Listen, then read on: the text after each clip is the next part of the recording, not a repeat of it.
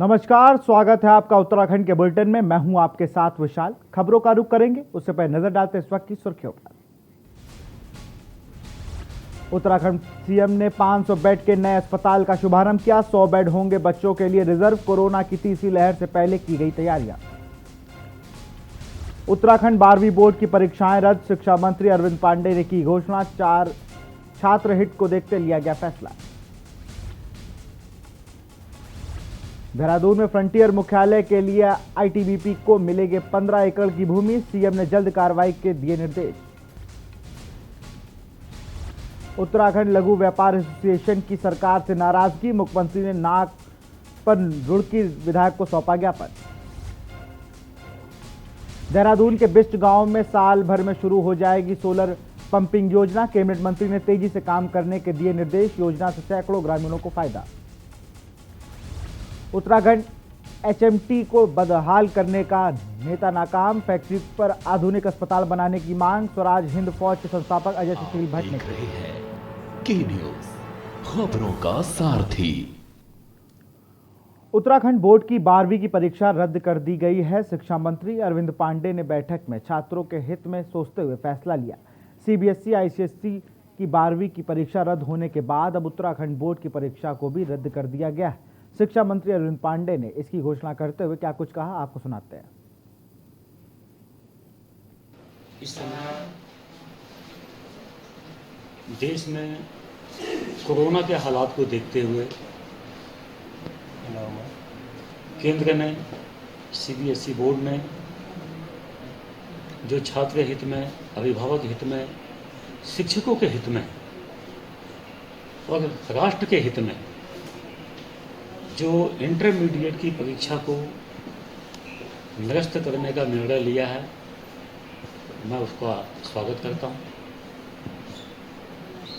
और उत्तराखंड प्रदेश के माननीय मुख्यमंत्री जी से निर्देश लेने के पश्चात मैं आज इस बात की मैं घोषणा करता हूं कि उत्तराखंड प्रदेश के हित में और बच्चों के जीवन को देखते हुए, कोविड महामारी की समस्या को देखते हुए, छात्र हित, शिक्षक हित, अभिभावक हित, सबके हित में सीबीएसई बोर्ड का डिसीजन का स्वागत करते हुए मैं उत्तराखंड प्रदेश में भी इंटरमीडिएट की परीक्षा को निरस्त करने का हमने निर्णय ले लिया है।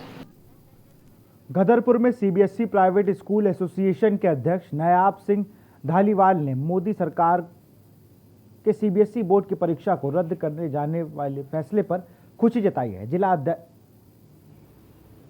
अध्यक्ष प्राइवेट स्कूल एसोसिएशन नायाब सिंह ने कहा कि मोदी सरकार का युवा पीढ़ी को बचाने के लिए एक बेहतरीन कार्य है, जो शिक्षा के कार्यों से जुड़े हुए स्कूल संचालक, प्रिंसिपल और छात्र, अभिभावक और बच्चों को भी पता था कि जिस तरह से महामारी चल रही है उसमें बच्चों की जान को खतरा हो सकता है। यही निर्णय एक रात में एक नहीं लिया गया है।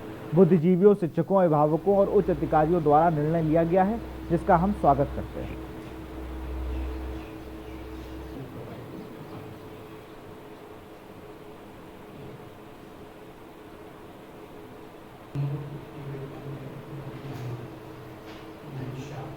एक्चुअली ऐसा लगता है कि ये एकदम फैसला आ गया है, ऐसा नहीं हुआ। इस फैसले के लिए बहुत सारी विचार, राय, इन चीज़ों को पहले एकत्रित किया गया और फिर बुद्धिजीवियों का ये फैसला था कि इन केस हम लोग प्रैक्टिकली एग्ज़ाम लेते हैं तो इस समय हमें ज़्यादा खतरा है, इसलिए उस चीज़ को अवॉइड करने के लिए ये फैसला बहुत ही अच्छा मैं कहूँगा, क्योंकि इसके बिना और हमारे पास कोई अल्टरनेटिव नहीं था। खबर हरिद्वार से है, जहां सरकार ने कोविड कर्फ्यू के 1 सप्ताह के लिए बढ़ा दिया गया है, जिससे 1 जून से बाजार खुलने की उम्मीद लगाए बैठे व्यापारियों की उम्मीदों को झटका लगा है। वहीं नाराज व्यापारियों ने सरकार के खिलाफ ताली थाली शंख बजाकर विरोध प्रदर्शन किया और नारेबाजी की। हरिद्वार के लाल तारो पुल के पास इकट्ठा हुए आक्रोशित व्यापारियों ने राज्य सरकार पर व्यापारियों की अनदेखी का आरोप लगाया। प्रदर्शन कर रहे व्यापारियों का कहना है कि सरकार व्यापारियों की सुध नहीं ले रही है। फिलहाल कोरोना संक्रमण के मामलों में कमी आई। ऐसे में कर्फ्यू में ढील देकर व्यापारियों को थोड़ी राहत देनी चाहिए।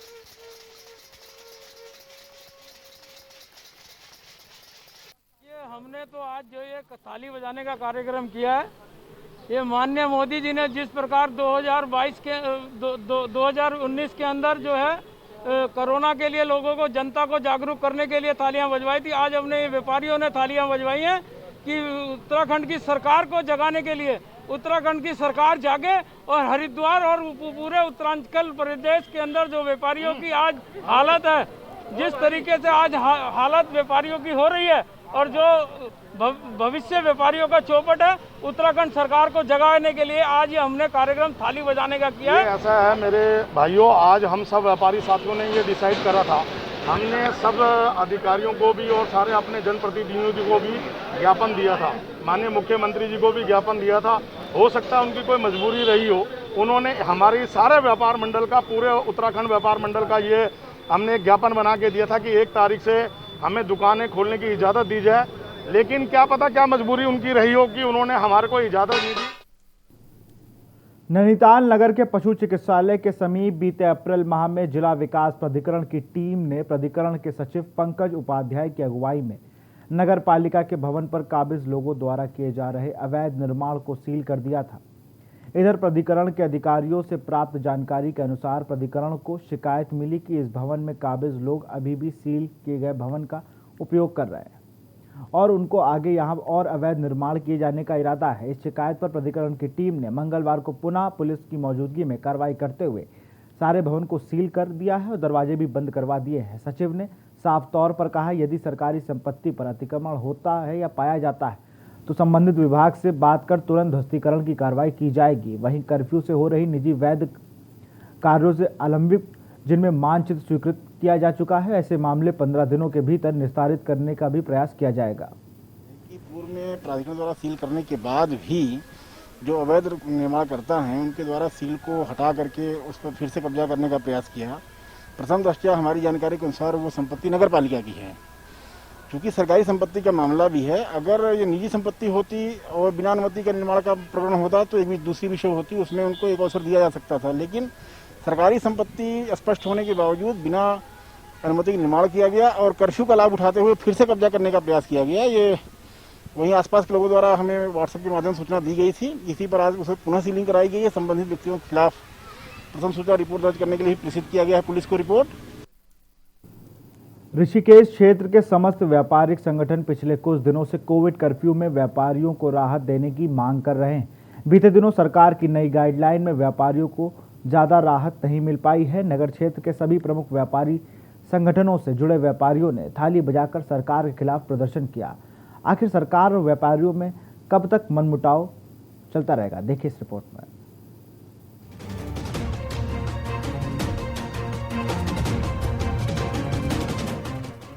कोरोना काल में प्रदेश के सभी वर्गों को आर्थिक नुकसान हुआ है। अगर बात करें तो सबसे ज्यादा व्यापारी संघ ने अपने नुकसान को सबके सामने रखने में कामयाब हुआ है। इसी कड़ी में उत्तराखंड व्यापारी संघ ने नगर क्षेत्र में एकत्र होकर त्रिवेणी घाट चौराहे पर थालियां और तालियां बजाई। साथ ही उत्तराखंड सरकार की व्यापारी विरोधी नीतियों का विरोध भी किया। व्यापारी संगठनों ने यह भी घोषणा की, यदि 7 तारीख के बाद बाजार खोलने की अनुमति नहीं दी गई तो 8 तारीख से स्वयं सभी व्यापारी संघ अपनी दुकानों को सुबह 7 से लेकर शाम 7 बजे तक खोलेंगे। संगठन के नेताओं का दर्द साफ तौर पर देखने को मिल रहा है। प्रदेश सरकार तो आंकड़ों के आधार पर प्रदेश में कोरोना कर्फ्यू लगाई हुई है, लेकिन व्यापारियों के दर्द से अभी भी कोसों दूर है। पिछले समय यह देखा गया कि पुलिस जनरल स्टोर के नाम पर केवल परचून की दुकानें खोलने की अनुमति दे रही है। क्या केवल परचून की दुकान से प्रदेश व्यापारियों की आर्थिक स्थिति में सुधार हो सकता है? आर्थिक हालातों से परेशान व्यापारिक संगठनों ने यह घोषणा किया कि यदि 7 तारीख के बाद सरकार दुकान खोलने की अनुमति नहीं देती है तो 8 तारीख से स्वयं सभी बारी बारी से दुकान खोलेंगे और यह देखने को मिल सकता है कि सरकार के विरुद्ध इस घोषणा को व्यापारी 8 तारीख से लागू कर सकते हैं। लेकिन लगातार आर्थिक नुकसान से उनके सब्र का बांध टूटता ही जा रहा है। स्पेशल डेस्क के न्यूज इंडिया। यहां रुकते हैं एक छोटे से ब्रेक के लिए, जल्द हाजिर हो गए।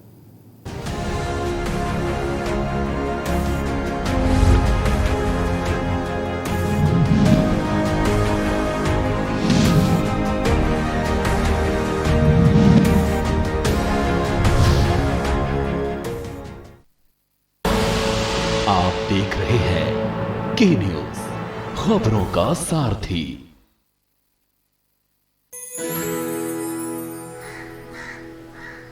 अब हारने के लिए तैयार हो जा चुटकी। ये देख क्वीन मेरी। भाभी देखो ना भैया। अरे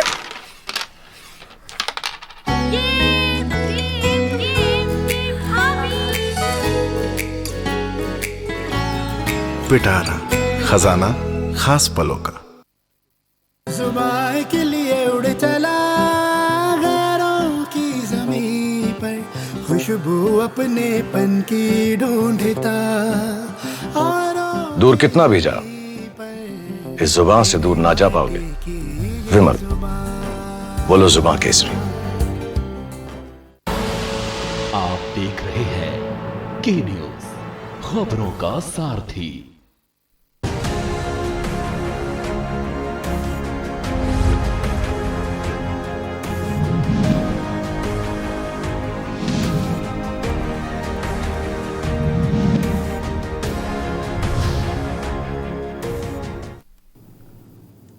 ब्रेक के बाद आपका स्वागत है। प्रदेश में लगातार बढ़ते कोरोना के मामलों में अब संक्रमित मरीजों में भले ही कमी आई हो, लेकिन इस महामारी में मैदान से लेकर पहाड़ तक लगातार अपना प्रयास करती आम आदमी पार्टी की मुहिम लगातार जारी है। प्रदेश के हर गांव में ऑक्सीजन जांच केंद्र खोलने की तैयारी के साथ 10,000 आप कार्यकर्ता जोड़ने की मुहिम, हर गांव को कोरोना मुक्त अभियान से जोड़ने का लक्ष्य है।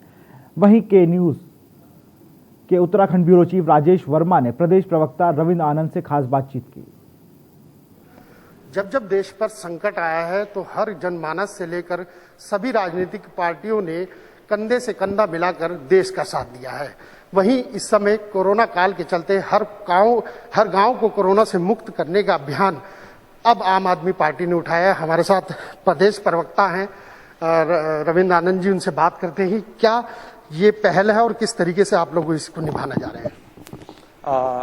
देखिए, आम आदमी पार्टी द्वारा एक अभियान की शुरुआत की गई है, जिसकी शुरुआत हमारे माननीय प्रभारी जी दिनेश मोहनिया जी और हमारे कर्नल कोठियाल अजय कोठियाल जी ने इसका शुभारंभ किया है। और इसके तहत हमारे जो 10,000 कार्यकर्ता हैं वो पहाड़ के गांव-गांव जाकर के प्रत्येक व्यक्ति की ऑक्सीजन लेवल की जांच और बुखार की जांच करेंगे। और यदि कोई व्यक्ति ऐसा दिखाई देता है जो इन्फेक्टेड है या फिर जिसका ऑक्सीजन लेवल थोड़ा डाउन है, तो हमारे पास इसकी दवाइयों की किट है। जहां पर गांव नहीं है, मोहल्ले हैं, जहां पर कॉलोनीज हैं, तो हम एक भी जगह नहीं छोड़ेंगे। और इसमें जो हमारी किट है, ये आप देख सकते हैं किट, और इसमें किट में हमारे पास एक ये पैम्पलेट है जो कि जागरूकता के लिए है। और इसके अलावा हमारे पास इस किट में एक सैनिटाइजर है कि जब हम किसी से मिलेंगे तो सबसे पहले हैंड सैनिटाइज करेंगे ताकि कोई भी यदि बीमारी है तो आगे ना फैले। इसके अलावा आप देखेंगे हमारे पास ये IR थर्मामीटर है, जिससे कि आप जांच कर सकते हैं कि ये बुखार की जांच के लिए। इसके अलावा हमारे पास एक ऑक्सीमीटर है, जिससे कि हम ऑक्सीजन लेवल की जांच करेंगे। तो ये सेवा की जाएगी और इसका शुभारंभ कल से हो जाएगा। कल से हमारे कार्यकर्ता सभी गांव-गांव जाकर के इस काम को करेंगे। बिल्कुल, क्योंकि अभियान लगातार जारी है। महामारी से लड़ने की जंग जो है वो देश से लेकर प्रदेश में लगातार जारी है। वीडियो जर्नलिस्ट लईक अहमद के साथ मैं राजेश वर्मा, के न्यूज इंडिया, देहरादून। शहरी विकास मंत्रालय की योजना के तहत कोरोना कर्फ्यू की मार झेल रहे छोटे व्यापारियों के लिए आर्थिक संकट को दूर करने व राहत देने के लिए एडीएम नैनीताल उप जिलाधिकारी ने सभी के साथ बैठक की, जिसमें एडीएम ने बताया कि शहरी विकास मंत्रालय द्वारा कर्फ्यू से प्रभावित छोटे उद्योग से जुड़े लोगों को राहत के रूप में आर्थिक मदद दी जानी है, ताकि ऐसे लोगों की आजीविका बनी रहे। वहीं बोट चालक अध्यक्ष रमेश ने कहा कि इस बार कर्फ्यू ने आर्थिक रूप से कमर तोड़ दी है। पिछले वर्ष सामाजिक संगठनों ने राशन देकर काफी मदद की थी, इस वर्ष खाने के भी लाले पड़ गए। ये राशन पानी योजना है जिसमें आपको आर्थिक सहायता। अब तो ऐसा संकट है कि मतलब आदमी को घर में खाने को लाले पड़े हैं। हर कोई आदमी, हर कोई परिवार मतलब परेशान है।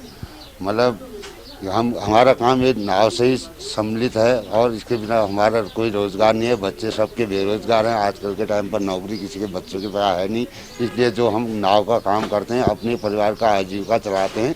इस आजीविका को चलाने में हमको बहुत परेशानियाँ होती हैं। पिछले लॉकडाउन में शासन द्वारा हमको राशन पानी भी दिया जाता था, इस बार वो भी नहीं है। इस बार के लॉकडाउन में बहुत ज़्यादा परेशानी पिछले लॉकडाउन से।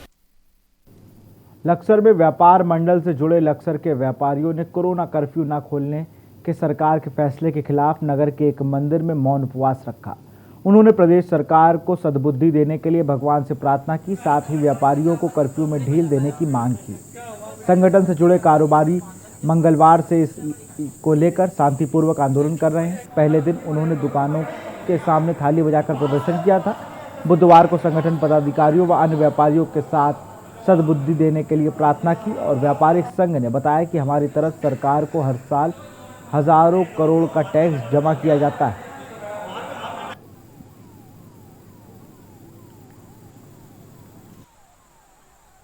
आज जिले की तरफ से आधे घंटे का उपवास रखा गया है मंदिर में। मुख्यमंत्री जी को सद्बुद्धि दे और हमारा व्यापार चल सके और व्यापारी अपना व्यापार खोल सकें, ये मुख्यमंत्री जी से मांग की है। नगर उद्योग व्यापार मंडल लक्सर के द्वारा आज भगवान जी के समक्ष मंदिर में एक उपवास रखा गया और माननीय भगवान जी से प्रार्थना की गई माननीय उत्तराखंड सरकार मुख्यमंत्री को सद्बुद्धि दे, जिससे जो लोगों के व्यापार बंद हैं, ठप पड़े हैं और व्यापारी भुखमरी की कगार पर पहुंच चुके हैं, वो सुचारू रूप से खोलने के लिए उन्हें सद्बुद्धि प्रदान करें। राष्ट्रीय स्वयंसेवक संघ गदरपुर खंड द्वारा दिनेशपुर नगर में कुंडी यज्ञ किया गया, जिसमें राष्ट्रीय स्वयंसेवक संघ एक नई विधा के साथ कोरोना को समाप्त करने का प्रयास किया जा रहा है, जिसमें हवन यज्ञ तथा उसकी धुनी के माध्यम से कोरोना को समाप्त करने का निर्णय लिया गया है। दिनेशपुर क्षेत्र के कई वार्डों में जाकर हवन यज्ञ कर रहे हैं और उसकी धुनी हाथ में लेकर पूरे नगर क्षेत्रों में भ्रमण कर रहा है।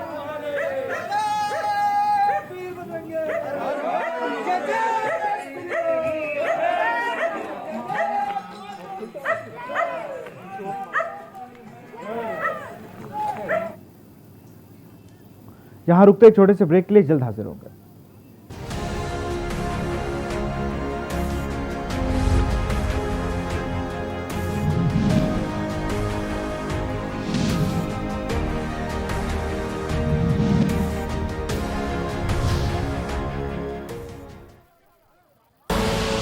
आप देख रहे हैं के न्यूज, खबरों का सारथी।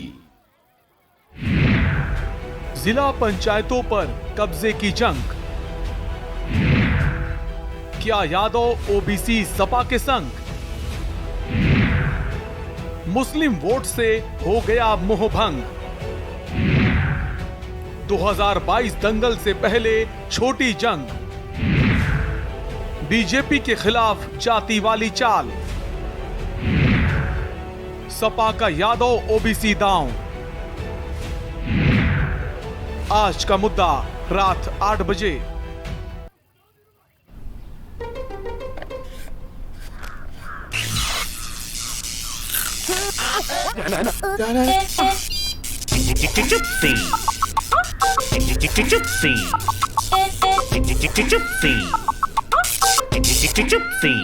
चिप्सीज, दोस्ती का नया फंडा।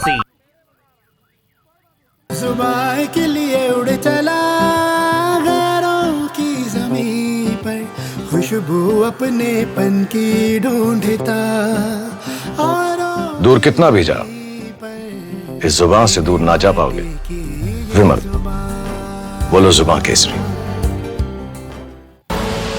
आप देख रहे हैं के न्यूज, खबरों का सारथी।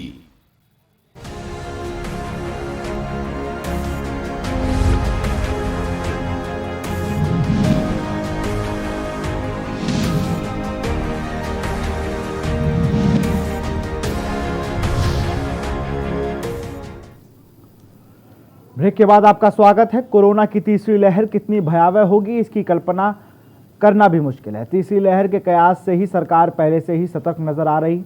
वहीं हर जिले में स्वास्थ्य सेवाओं का जायजा लेने के लिए लगातार अधिकारियों की प्रक्रिया भी जारी है। देखिए हमारी खास रिपोर्ट।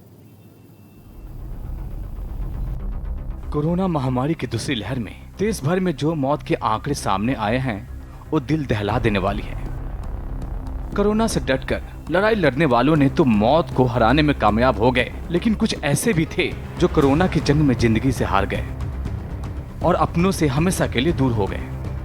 किसी तरह से दूसरी लहर की जंग से देश उबरने की कोशिश कर रहा है। जो हमारी ये वेव सेकेंड वेव है, इसमें आपने देखा होगा कि कई सारे हमारे हॉस्पिटल्स में हमें कोविड सेंटर बनाया हुआ था, कोविड हॉस्पिटल बनाया हुआ है। तो वहाँ पे अभी हमें कई सारे डॉक्टर्स शासन के द्वारा भी हमें दिए गए हैं और जिनको हमने विभिन्न कोविड हॉस्पिटल्स में लगाया हुआ है और जनपद स्तर से भी नियुक्तियाँ की गई हैं। जो जनपद स्तर से होनी थी तो वो स्टाफ भी हमने हॉस्पिटल्स को प्रोवाइड कराए गए हैं। कोरोना महामारी में सरकारी स्वास्थ्य सेवाओं ने आम जनता को पूरी तरह से निराश किया है। आम जनता को इलाज के लिए निजी अस्पतालों का सहारा लेना पड़ा है। वहीं अब आने वाले दिनों में कोरोना की तीसरी लहर का खतरा मानते हुए सरकार पूरी तरह से अलर्ट पर है, जिसके लिए प्रदेश के हर जिले में सरकारी अस्पतालों को सुविधाओं से लैस करने और व्यवस्थाओं को दुरुस्त करने के लिए सभी आवश्यक निर्देश जारी कर दिए गए हैं। यहाँ पे आज दौरा किया गया तो हमने पहली बात तो ऑक्सीजन प्लांट यहाँ पे लगना है, उसका काम मैंने देखा तो उसका पूरा जो विद्युत का कार्य है वो लगभग कंप्लीट हो गया है और ये देख रहे हैं आपके सामने वो सेट बन के तैयार हो गया। तो प्लांट भी हमारी बात चल रही है तो जल्द से जल्द CSR में हमें DRDO के माध्यम से उपलब्ध कराया जा रहा है तो वो भी जल्द लग जाएगा। और ये बगल में जो ICU बन रहा है, हालांकि इनके पास 4 बेड का ऑलरेडी ICU है, लेकिन ये 13 बेड का ICU बनना है तो इसमें लगभग सारी कार्रवाई पूरी हो गई है। संकट अभी टला नहीं, खतरा अभी रुका नहीं, कोरोना का कहर अभी थमा नहीं।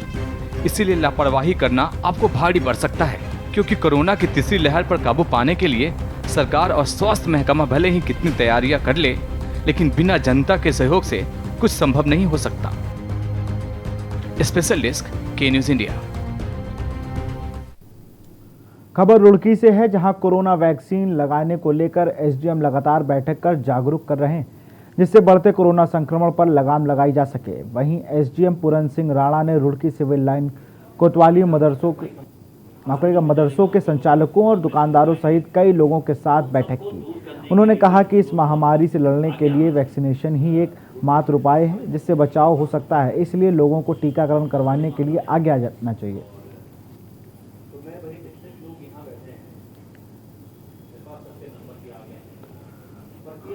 ये वैक्सीनेशन को लेके जो चीज़ें सामने आ रही है कि ग्रामीण स्तर पर लोगों के द्वारा थोड़ा कम इंटरेस्ट लिया जा रहा है, तो उसी के क्रम में आज जो हमारे मुस्लिम धर्मगुरु है और किसान संगठन है और अन्य जो हमारे ग्राम प्रधान इत्यादि है, पार्षद लोग हैं, उनके साथ एक बैठक की गई है और सभी लोगों से अनुरोध किया गया है कि जिन लोगों के अभी वैक्सीनेशन नहीं हुआ है वो इमीडिएटली ऐसे लोगों को आगे लाएँ, उनको समझाएँ कि कोविड से बचाव का सबसे अच्छा जो तरीका है वो टीकाकरण है।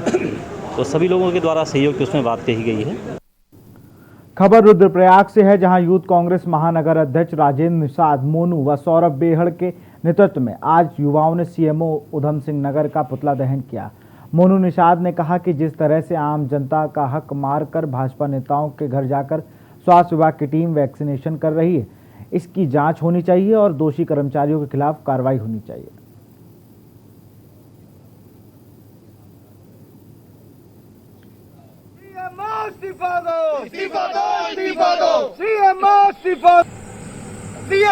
मुर्दाबाद मुर्दाबाद मुर्दाबाद मुर्दाबाद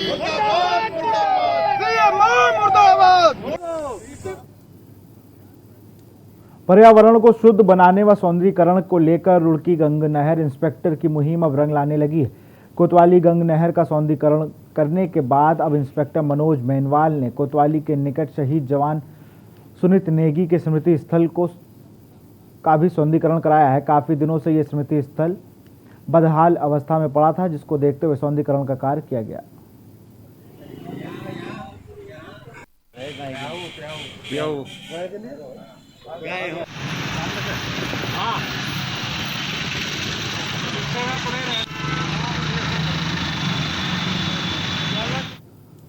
लक्सर कोरोना कर्फ्यू में बाजार की अधिकांश दुकानें बंद हैं। कर्फ्यू में मेडिकल स्टोर, अस्पताल, क्लिनिक व ऑप्टिकल शॉप को 24 घंटे तक खोलने की छूट मिली हुई है, जबकि आवश्यक वस्तुओं की श्रेणी में आने वाले किराना, बीज, खाद, पशु चारा के अलावा फल सब्जी की दुकानें दोपहर में 11 बजे तक ही खुली रहेंगी। लेकिन इन दुकानों को भी पुलिस को समय देने से बंद करने के लिए भारी परेशानी का सबक बना हुआ है। कस्बा चौकी प्रभारी अशोक कश्यप ने बताया कि जिन व्यापारियों की दुकान खुलती है वो भी 11 बजे बंद करने में आनाकानी करते हैं। इसके लिए चेतक पुलिसकर्मी 11 बजे मेन बाजार, हरिद्वार रोड, गोवर्धनपुर रोड तथा रेलवे फ्लाईओवर के नीचे घूमकर दुकान बंद करवाने की चेतावनी देनी पड़ती है।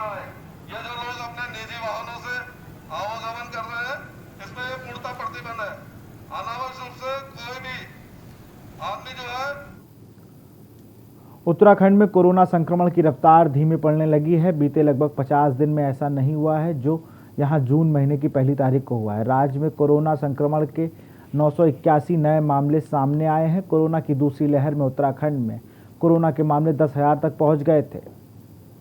तब इस बात का अंदाज़ा लगाना बेहद मुश्किल था कि कब यह कोरोना के केस कम होंगे। उत्तराखंड के 13 जिलों की बात करें तो सभी जिलों में कोरोना के मामलों में कमी आई है। मंगलवार को राजधानी देहरादून में 279, हरिद्वार में 117, नैनीताल में 113, उधम सिंह नगर में 58, अल्मोड़ा में 137, बागेश्वर में 42, चमौली में 93, चंपावत में 13, पौड़ी में 32, टिहरी में 25, उत्तरकाशी में 28, पिथौरागढ़ में 26, रुद्रप्रयाग में 18 नए कोरोना पॉजिटिव केसों की पुष्टि की गई है। इसके अलावा प्रदेश में रिकवरी रेट की भी बेहतर हुआ है, 88% पहुँच चुका है। बीते 24 घंटे के दौरान राज्य में 2062 लोग कोरोना से रिकवर हुए हैं। हालांकि कोरोना से हालत भले ही सुधर रहे हों, लेकिन मौत का आंकड़ा कम नहीं हुआ है।